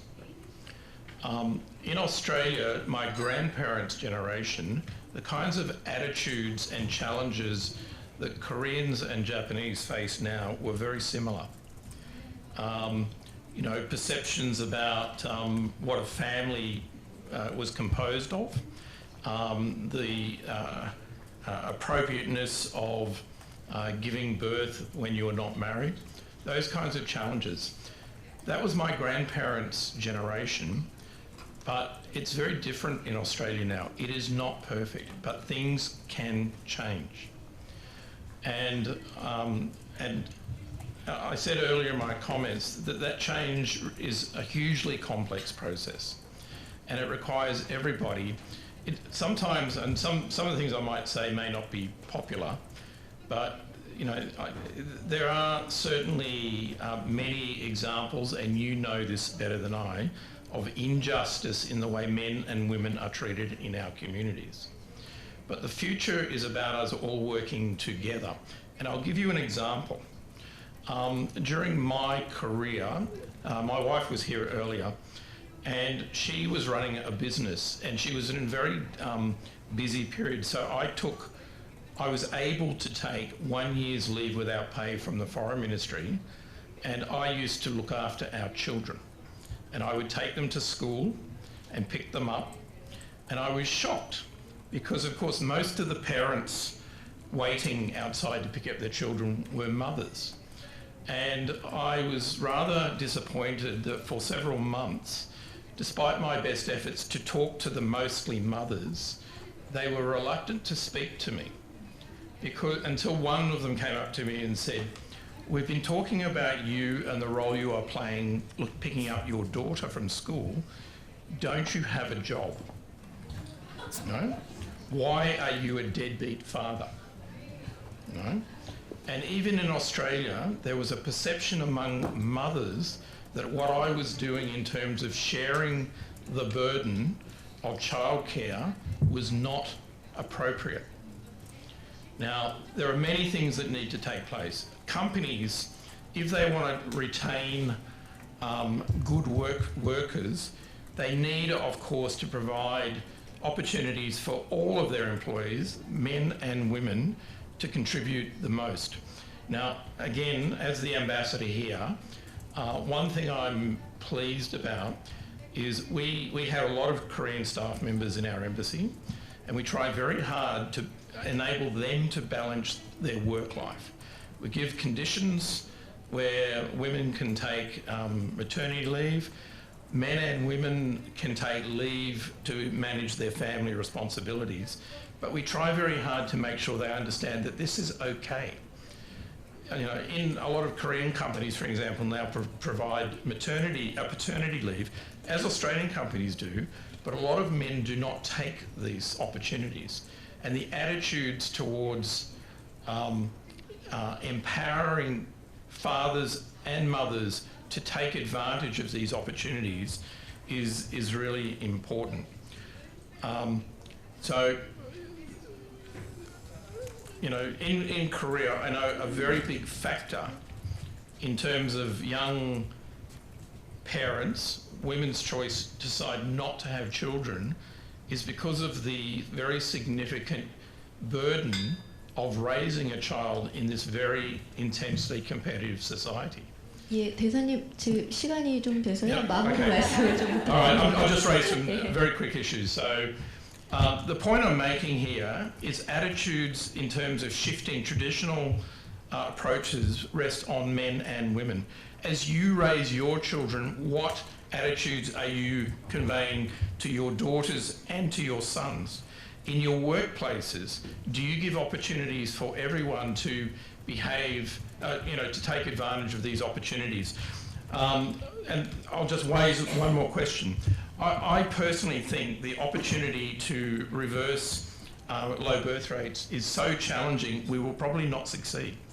The question then is, does the government pursue policies that accepts a lower population, and what kind of policies are required to maintain living standards with lower populations? It's something that is not popular, but I think the challenge of actually reversing population decline, which is a feature of all advanced countries, particularly if you can't access the benefit of immigration, is, I think, probably too big a challenge for us to deal with. I'll leave it at that. 예. 예, 귀한 말씀 감사합니다. 저에게 아직 8분이라는 시간이 있는데요. 토론자분들의 말씀에 대해서 발제자분들이 대답하실 수 있는 의견을 다시 제시하실 수 있는 시간을 각 4분씩 드리려고 합니다. 아까 제가 너무 이렇게 종친다고 해서요. 발제하시면서 제 눈치를 여러 번 봤던 김혜경 교수님께 먼저 4분을 드리겠습니다. 네, 고맙습니다. 방금 제프 로빈슨 대사께서 질문을 하나 던지셨는데 저출생의 회복은 반등은 굉장히 어렵다. 그래서 현실을 받아들이고 삶의 질 개선을 정부가 고려하고 있는가라는 질문을 하셨는데 저도 똑같이 생각합니다. 이 추세를 반등시키겠다는 무리한 거의 실현 불가능한 그런 목표를 잡기보다 현재 상태에서 우리가 어떻게 삶의 질을 높이고 이것으로 인해서 야기되는 여러 가지 문제를 해결할 수 있을 것인가를 고민해야 된다고 생각하고요. 거기에서 이제 이민과 관련된 해법을 주셨는데 그 적극적인 이민 정책 이런 부분들에 대한 추구가 필요하다는데 저도 동의합니다. 다만 한국은 호주와 약간 달리 이주자에 대한 차별 대우 같은 것들이 너무 심하기 때문에 그런 결혼 이주 여성이나 이주 노동자에 대한 차별적인 태도나 관행, 제도를 개선하지 않는다면 이민을 통해서 좀 통합적인 사회를 만드는 것이 굉장히 어렵지 않을까. 그래서 지금 차별금지법도 없는 상태인데 그런 차별의 개선 같은 것들이 좀 선행되어야 한다고 생각하고요. 그리고 박진경 박사님께서 그 노동시간 단축과 이제 보호출산 문제에 대한 우려를 말씀해 주셨는데 노동시간 단축도 정말 절실하다는 거 모두가 다 알고 있을 것이고 작년에 그 노벨 경제학상을 탄 클라우디아 골딘 교수가 커리어 그리고 가정이라는 책에서도 탐욕스러운 노동이라고 표현을 하셨어요. 여성이 커리어와 가정을 함께 이어가기 위해서는 탐욕스러운 노동을 핵심으로 하는 노동 질서를 먼저 바꿔야 한다. 그런 얘기를 했는데 그런 부분들이 정말 절실하게 필요하다고 생각합니다. 그리고 보호출산과 관련해서는 저도 박진경 선생님이 우려를 표하신 바와 같이 상당히 좀 우려를 갖고 있고 일본에서 아직 그 내밀 출산이 도입되지 않았는데 도입하기 전에 이것과 관련된 충분한 사회적인 논의가 이루어질 수 있도록 여성 언론인들이 좀 노력을 좀 더 기울이셔야 되지 않을까 생각합니다. 왜 제가 우려를 하냐면 한국 같은 경우에는 보호출산제가 제기돼서 통과되기까지 9개월밖에 안 걸렸어요. 이 어마어마한 결정을 9개월 만에 졸속적으로 시행했다는 점이 먼저 문제고 그 다음에 그 발제자께서 왜 출산의 책임을 여성에게만 묻고 남성들은 왜 책임을 지지 않느냐라고 말씀하셨는데 현재 한국의 보호출산 제도에는 친생모의 정보만 기재할 뿐 친생부에 대한 정보를 기재하지 않아도 되게 돼 있습니다. 이게 남성이 같이 책임지는 구조가 아닌 상태로 보호출산제를 운영을 하는 거예요. 그리고 아이를 낳고 한 달 뒤까지 보호출산에 맡길 수 있기 때문에 장애 아동의 유기 같은 것들을 조정할 수 있는 우려도 상당히 크고 무엇보다 큰 문제는 보호출산을 하기 전에 여성이 스스로 재생산에 대해서 선택할 권리를 먼저 줘야 하는데 한국은 그 임신 중절이 헌법의 위헌이다라는 판결이 났음에도 불구하고 임신 중절과 관련된 후속 입법이 없고요. 일본은 그 임신 중절이 아직도 범죄로 다뤄지고 있습니다. 이런 상황에서는 보호출산을 결정하기 전에 재생산과 관련된 여성이 상담을 받고 지원을 받을 선택지 자체가 부족하기 때문에 저는 그 일본과 한국 같은 환경에서는 좀 신중하게 검토해야 될 제도다라고 생각합니다. 프랑스는 잘 모르겠으나 독일의 사례는 제가 좀 들여다봐 본 적이 있는데 독일 같은 경우에도 보호출산을 운영하고 있는데 거기는 미혼모에 대한 차별이 우리같이 심하지 않기 때문에 미혼모가 아니라 그 이주자, 이슬람교를 믿고 있는 이주자가 그 비혼 출산을 하게 돼서 살해의 위협에 직면한다던가 그런 여성들이 훨씬 더 많거든요. 그래서 좀 문화적인 차이와 그다음에 과연 아동의 알 권리와 자신의 친생 부모에 대해서 알 권리와 여성이 스스로 재생산을 선택할 권리가 충돌했을 때 어떤 식으로 해결해야 되는지에 대해서 사회적 논의를 충분히 하신 다음에 도입될 수 있도록 그 일본의 여성 언론인들이 좀 역할을 해주셨으면 하는 바람이 있습니다. 이상입니다. 예, 감사합니다. 김 교수님께서 그 질문에 이어서 충분한 답변을 해주시면서 또 한국과 일본 사례에 맞게 어떻게 해야 되는지도 제언도 해주셨는데요. 이어서 오누키 사토코 발제를 하셨던 기자에게 마이크를 넘기겠습니다. ありがとうございます。私もその保護出産についても非常に関心を持って今取材をしているところなんですけれども、パク先生もおっしゃったように、最後の選択肢であるべきだっていうのは非常に共感しています。ただ一方で日本はその低用量ピルの承認もですね、先進国の中では一番遅い1999年で、実情その堕胎罪がある中で女性たちのその自分の体を決める権利は全くなくて、避妊がいわゆる男性のコンドームのみに頼ってきた時代で、今も実情はそんなに変わっていないのではないかって思われる側面があるっていうのがあって、でさらに中絶手術も非常に自由診療なので高額です。で未成年は親の同意がないと受けられません。なのでその最後の選択肢の前の選択肢が全く整っていない中で究極のところまで追い詰められている女性たちを助ける策がないっていう、その同じように、前の段階も議論して進めるべきだっていうのは非常に共感するんですけれども、もっとひどい惨状にあるというのが私の実感です。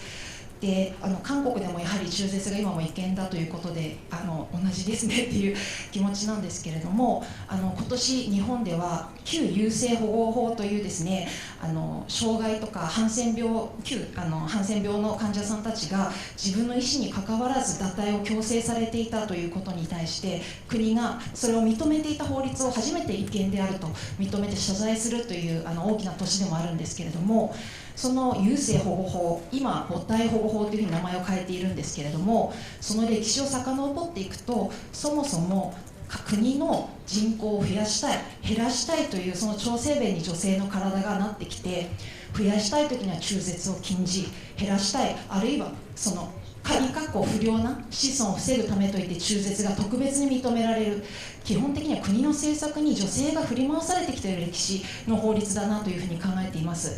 そういうことを見ると非常にその今も堕胎罪が残る一方で中絶が抜け道のように残り続けているというのは、とても女性たちをある意味では非常に追い詰めている現状があって、私も韓国もぜひ堕胎罪をなくすようなことが必要だと思っていて、そういった現状を書いていきたいなと思ってます。でもう一つちょっと話がずれてしまうんですけれども、今年日本でもう一つ訴訟が起きていて、その日本では不妊手術を受けるのにやはり中絶と同じように配偶者同意が必要だということが母体保護法に定められています。でそれは自分がその手術を受けるかどうかというのを、なぜ配偶者の同意が必要なのか、それは自己決定感を認めた憲法に違反するのではないかという、訴訟を5人の若い女性たちが起こしました。でこれも注意深く見守っていく必要があるなと思っていて、優生保護法から母体保護法というふうに名前を変えたんですけれども、不正保護法というのは日本にはないんですね。不体保護法もなくて、男性は不妊手術を受けるも自分の自己決定権だけでできるわけです。なのになぜ女性だけが母体として保護されなきゃいけないのか、こういったことが韓国にもあるかどうか非常に気になるんですけれども、ちょっとごめんなさい、話がとっちらかっちゃったんですけど、言いたいのは非常に今も日本の女性を取り巻くリプロダクティブヘルスとライツが困難な状況にあるということをお伝えしたかったです。ありがとうございました。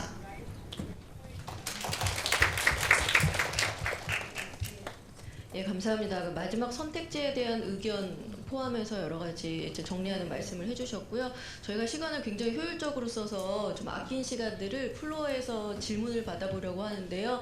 먼 길 오신 분들이 있습니다. 특히 자비를 들여서까지 이번 포럼에 참석하신 여러 기자분들이 있는데, 플로어에서 이번 세션 두 번째 세션에 대해서 질문이 있으신지, 질문이 있으신 분들 손을 들어주시기 바랍니다. 네, 보통 이렇게 하면은 뭐 첫 질문이 좀 나오기가 어려우니까요. 좀 시간들이 좀 필요하거나, 예. 그럼 마이크 좀 전달해 주시겠어요? 네, 안녕하십니까. 동아일보 이미지 기자입니다. 앉아서 할까요? 제가 이제 서서 하면 남들 부담스러워서 안 하실 것 같아서. 네, 오늘 저 김희경 전 차관님 선배님이시기도 하고 너무 말씀 잘 들었습니다. 저도 하나하나 뭐 다 공감이 되는 얘기들이었고, 저도 결국에는 한국의 저출생 기저에는 성차별이 깔려있다라고 생각을 하고, 그 부분이 해소되지 않으면 그 다른 정책적이거나 제도적인 부분들이 아무리 개선이 된들 완벽한 뭔가 이렇게 전환은 없다라는 생각을 늘 하고 있는데, 일단 저도 되게 요거는 뭐 질문은 아니지만 많은 사람들 인터뷰하면서 여전히 굉장히 인상적이었던 게, 여성분들 인터뷰하면 결혼과 육아 출산이 무섭다라는 이유 중에 꼭 하나로 시댁 관계, 뭐 시집살이 같은 게 무섭다라는 얘기들이 상당히 많이 나와요. 여전히. 그래서 저도 20, 30대 분들이 그런 말씀들을 하실 때 되게 신기했거든요. 그 시집살이요?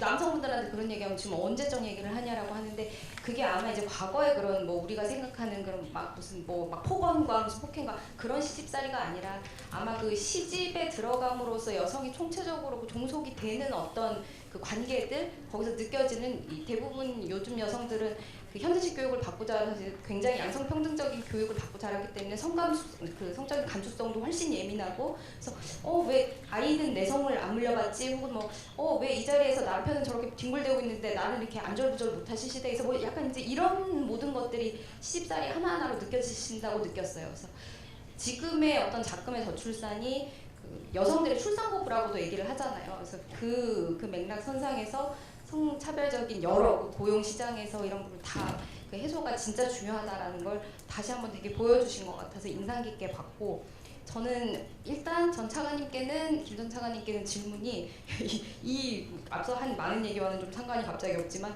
그 비혼 그 출산율이 저희가 갑자기 뛰었잖아요. 이게 저 다른 토론회 가서도 좀 화제였거든요. 왜 갑자기 한국의 비혼 출산이 일본보다 갑자기 2배가 비슷했다가 2% 비슷하게 가다가 왜 뛰었냐. 그래서 그거에 대한 좀 혹시 김 전 차관님께서는 어떤 의견을 갖고 계신지 왜 그럴까 그게 좀 듣고 싶었고 그리고 오누키 사토코 저 기자님 발제 너무 재밌게 잘 들었습니다. 저도 보호출산제 도입 과정을 상당히 흥미롭게 지켜봤던 사람 중에 한 명으로서 근데 한국에서는 앞서 김 전 차관님 말씀하셨듯이 굉장히 좀 졸속 도입이 된 측면이 있는데 물론 이게 사실 그 제도를 도입하려고 한 게 아니라 출생 통보제라는 자동 출생 등록제를 도입하다 보니 그럼 여기서 이제 안 등록하고 다른 데서 낳으려는 사람들은 어떡하지? 이제 그 사람들에 대한 약간 임기응변으로 도입된 거잖아요. 그래서 좀 이제 다른 준비 없이 도입되면서 과연 이것만 가지고 되겠냐? 얘들이 그래서 이렇게 나왔을 때 그 다음은 어떻게 하냐? 이제 저희는 그게 좀 많이 화두였는데 일본에서는 아직 거기까지는 좀 나가지 못했는지 당장 일단 생명을 보호하자, 태아를 보호하자 여기서 끝난 건지 아니면 제가 아까 들었을 때 약간 뭐 유흥가 여성이나 약간 지적으로 조금 이제 좀 그런 여성들이시라면 향후에 그럼 이분들이 나왔을 때 어떻게 육아를 할 수 있겠느냐라는 논의도 좀 있는지 궁금합니다. 예, 질문 감사합니다. 그럼 먼저 김 교수님께서 먼저 하실까요? 예. 네, 비혼 출산이 지금 제가 아까 보여드린 그 조선일보에 보도됐던 표를 가져왔는데 약간의 착시가 있습니다. 그러니까 한국은 보호 출산율이 2023년 기준으로 4.7%잖아요. 근데 일본은 2.4%였는데 일본은 2020년 기준이에요. 그래서 아마 일본도 최근 일본 기자님들이 혹시 아실지 모르겠는데 일본도 최근의 통계를 갖고 비교하면 좀 늘지 않았을까 하는 생각이 약간 들어요. 제가 왜냐하면 일본하고 한국하고 미혼모에 대한 태도를 비교를 하는 논문도 한번 읽어본 적이 있는데 일본이 미혼모에 대해서 한국보다는 조금 더 관용적이더라고요. 그래서 일본도 아마 늘지 않았을까 싶고요. 한국이 늘어난 거는 잘은 모르겠으나 사실혼 부부에 대한 지원도 꽤 많이 늘어났습니다. 난임 지원은 아주 진작부터 되고 있었고 주택이나 이런 부분에서 법률혼이 아니어도 사실혼으로 살고 계신 분들에 대한 지원이 늘어났기 때문에 그것도 비혼 출산에 들어가는 거거든요. 사실혼이나 동거 상태에서 아이를 낳아도. 그리고 미혼모 중에서도 이제 양육을 선택하는 미혼모들도 늘고 있어요. 그래서 그 미혼모에 대한 한부모 가족에 대한 지원들이 많이 늘어났기 때문에 그런 여러 가지 영향들 때문에 4.7%까지 늘어난 게 아닐까라고 생각하지만 아직 갈 길이 멉니다. 예, 감사합니다. 오누키 기자께서 그럼 답변해 주시겠습니다. ありがとうございます。保護出産について私もいろいろ取材したり調べたんですけど、私が聞いたのは今回通過するまでに2018年から4回秘密出産制度とか名前はそれぞれ違ったと思うんですけど、確か法案が出ていてそこに至るまでの支援が必要だというむしろ女性を支援する側の反対によって否決されてきたというふうに聞いています。で日本はですね今まで一度もそういった法案が提案されたこともありませんし圧倒的に韓国と比べてさらに議論の積み重ねが少ない。でこれは私とか、現場にいるお医者さんの実感ですけれどもやはり日本はそういった女性たちがいないものというふうにされていて、だらしない一部の女の話なんだろうというような感じが強い、本当に支援し本気なのかなっていう感じは抱いています。でもう一つ、その慈恵病院、内密出産とかコウノトリのゆりかごに取り組む慈恵病院の蓮大師がおっしゃってたんですけれども、やはり子供を産むのと育てるのは非常に別の作業であると。で、子供を育てるには意欲と能力、そして支えが必要だと。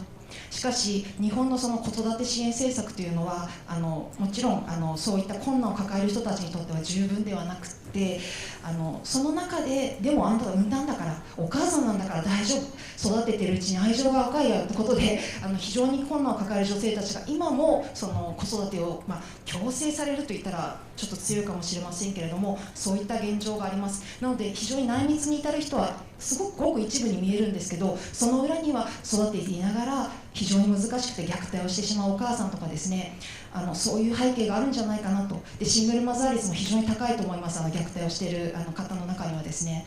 というのがすいません、お答えになっているかどうか。